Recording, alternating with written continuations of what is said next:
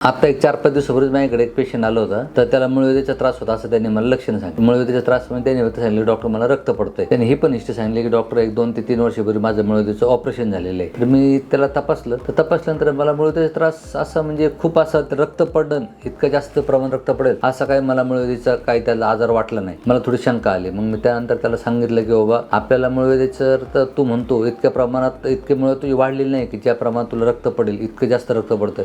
तर मी त्याला विचारलं, मग म्हटलं की आपण काय करू, दुर्बीणतून तपासणी करून घेऊ. म्हटलं आपण तुझी कोलोनोस्कोपी करून घेऊ. तर मी त्याला ते करण्याचा सल्ला दिला. तर त्यानंतर एक साधारणपणे एक 4-5 दिवसानंतर त्याने केली कोलोनोस्कोपी आणि त्याचा रिपोर्ट आल्यानंतर त्याच्यामध्ये त्याला अल्सरेटिव्ह कोलायटिस असा रिपोर्ट आला. तर मी त्यावेळेस त्याला म्हटलं बाबा ह्या बघ हे तुझ्या आतड्यामध्ये अल्सर तयार झालेले आहे, तर ते अल्सरचा आपल्याला इलाज करावा लागेल.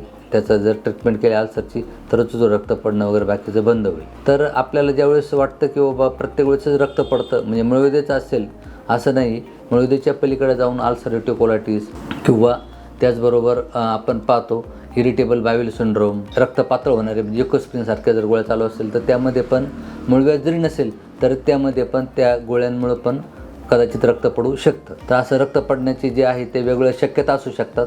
ज्यावेळेस आपण प्रॉपर तपासणी करतो, निदान करतो आजाराचं, त्यावेळेस आपल्या हे सगळ्या गोष्टी लक्षात येतात.